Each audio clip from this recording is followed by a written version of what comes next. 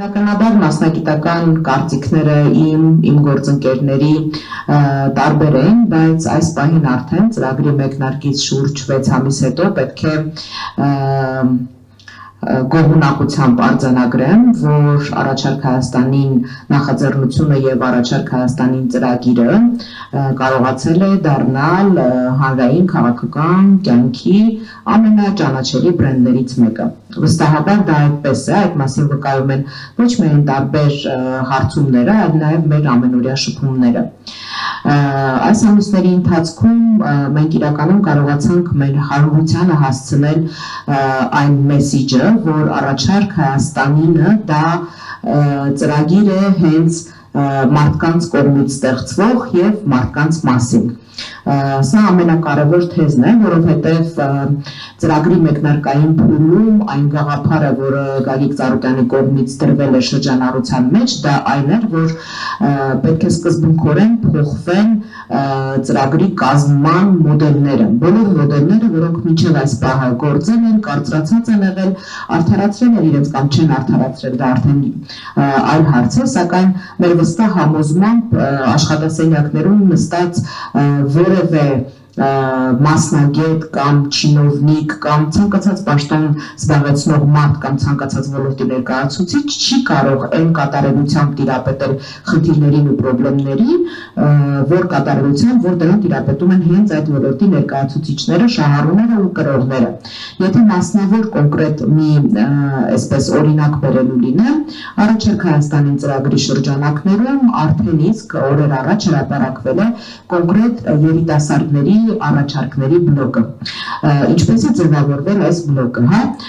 Սկզբում լավագույն լուծումները առաջարկում են երիտասարդները խորագրով մրցույթ է անցկացվել, որի շրջանակներում շուրջ 500 ուսանողներ Հայաստանի եւ Սփյուռքի լավագույն բուհերը ներկայացրել են իրենց առաջարկները, որոնցից արվել է ծաղկաքաղ պրոբլեմների լուծման ճանապարհները, որտեղ նախանշված են, եւ կազմվել է Առաջարկ Հայաստանի ծրագրի երիտասարդության հատվածը։ Եվ այս սկզբունքով մենք շարժվելու ենք բոլոր ոլորտների ուղղությամբ։ Այսօր արդեն տնտեսական պլատֆորմն է ներկայացվել Առաջարկ Հայաստանի ծրագրի շրջանակներում, որի մշակման աշխատանքներում եւս ներգրավված են եղել ոլորտի առաջատար ներկայացուցիչները։ Գյուղատնտեսության ոլորտի առաջարկների բլոկի հետ կապված գյուղատնտեսության ոլորտի ծրագիրը գրվել է հենց գյուղերում, որքան էլ որ այսպես կարող է առաջին հայացքից տարօրինակ թվալ, բայց այդ ծրագիրը գրվել է գյուղերում, գյուղամեջի զրույցների հիման վրա, գյուղացիների տներ այցելությունների արդյունքում ամիսներ շարունակ հավաքագրվել են հազարավոր խնդիրներ, այդ ամեն ինչը վերլուծվել են եւ այնուհետ նոր միայն մասնագետների մասնակցությամբ դա բերվել է տեսքի եւ նախապատրաստվում է հրապարակման։ Մենք անընդհատ բոլոր բանախոսներով մինչ ինձ ելույթ ունեցողները, այսպես ինչպես դուք նշեցիք, կարմիր գծի նման մենք խոսում ենք միասնության մասին, հա, միասնության, հավաքականության, անհրաժեշտության ու կարևորության մասին։ Առաջարկ Հայաստանինը հենց սրա մասին է, որովհետև նախորդին արդեն Գագիկ Ծառուկյանը հայտարարել է, որ առաջիկա խորհրդարանական ընտրություններին մենք մասնակցելու ենք Բարգավաճ Հայաստան կուսակցությամբ, բայց սա բացառապես իրավական լուծում է ընտրություններին մասնակցելու։ Առաջարկ Հայաստանին ծրագիրը հենց միտում ունի այդ համախմբվածությամբ ու այդ միասնականությամբ առաջիկա գործընթացներին մասնակցելու։ Ինչու համար եմ սա նշում, որովհետև որոշակի այսպես տարընթերցում ու թյուրընկալում կա այդ հայտարարությունների մեջ։ Օրեր առաջ պարոն Ծառուկյանը հայտարարեց, որ վերկուսակցական քաղաքական հանրային դաշտի նոյան տապան ստեղծելու գաղափարով է հանդես գալիս, որը Առաջարկ Հայաստանի ծրագիրը կյանքի կոչելու գործնական մեխանիզմը պետք է հանդիսանա։ Այս դեպքում բոլոր այն անհատները, հանրային քաղաքական գործիչները, ովքեր այս օրերին միանում են նախաձեռնությանը, նրանք չեն միանում Բարգավաճ Հայաստան կուսակցությանը։ Նրանք միանում են Առաջարկ Հայաստանի ծրագիրը կյանքի կոչելու նախաձեռնությանը եւ մենք չափազանց շնորհակալ ենք բոլոր մարդկանց, ովքեր իրենց մասնագիտական ներուժը, իրենց պոտենցիալը ուզում են օգտագործել այս ծրագիրը կյանքի կոչելու ուղղությամբ եւ այս ծրագիրը ուժեղացնելու ուղղությամբ։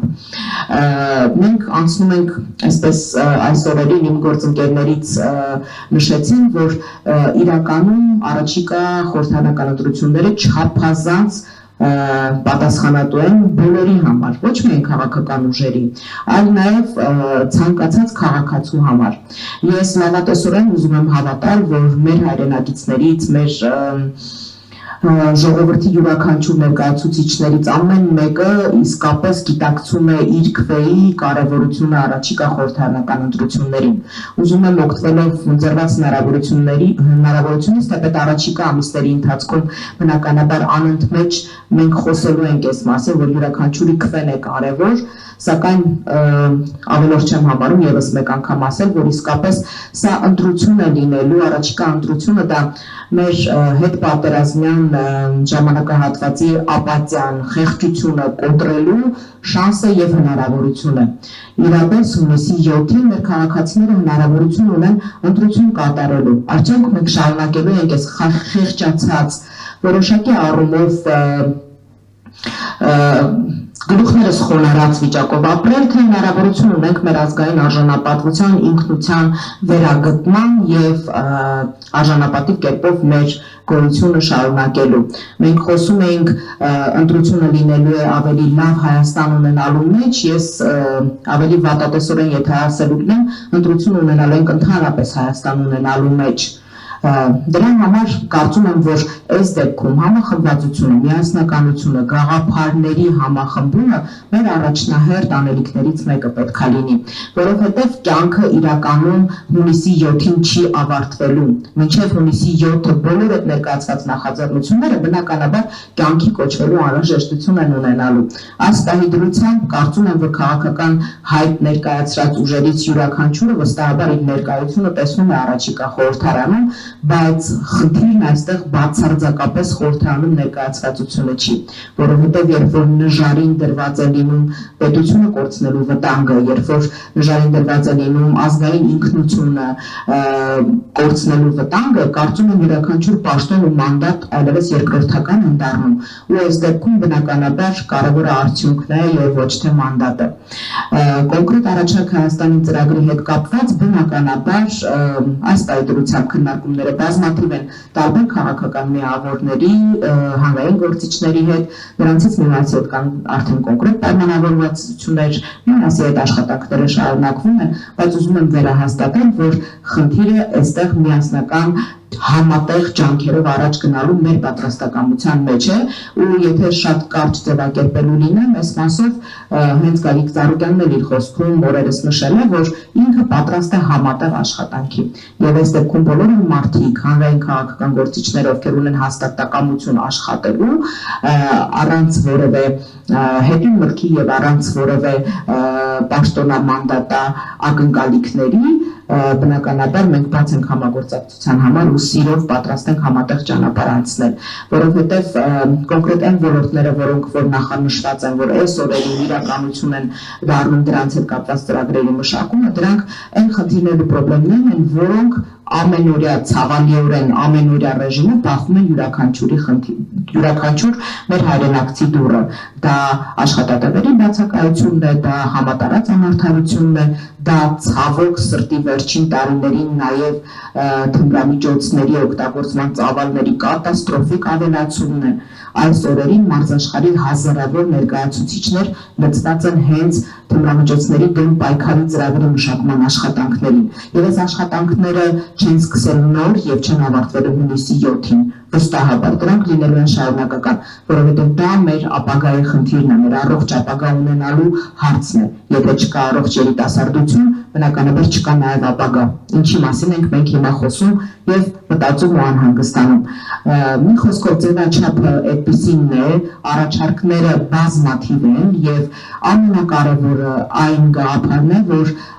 այս ծրագիրը ստեղծվում է մարդկանց կողմից եւ իրականացվելու է մարդկանց համար։ Ծրագրի շահառուները մարդիկ են, ծրագրի հեղինակները ևս։ Կարծում եմ սա այդ ընդհանուր միասնականության գաղափարի մեջ ամենակարևոր դրույթներից մեկն է եւ բնականաբար որևէ նախընտրական կամ ընտրական գործընթաց բնական է, որ չի կարող գոյատևել առանց սոցիոլոգիայի։ Դա շատ կարևոր է, այստեղ ևս վիճակագրական տվյալներ նշվեցին, բայց կարծում եմ, որ այս օրերին, հատկապես այս օրերին, երբ որ յուրաքանչյուր վայրկյան հանրային տրամադրությունները իրապես փոխվում են, որովհետև որևէ մեկիս համար գաղտնիք չէ, որ երբ գործ ունես մանիպուլյացիաների, երբ գործ ունես այսպես հանրային տրամադրությունները, հանրային նյարդերը պրոֆեսիոնալ կերպով հանդես գալու, դա այդպես է, բայց օրինակի համար նույն եթե իշխանությունների դեպքում վերցնենք 8 տարի հանդես գալ նախորդող 10 տարիների իշխանության քննադատությամբ,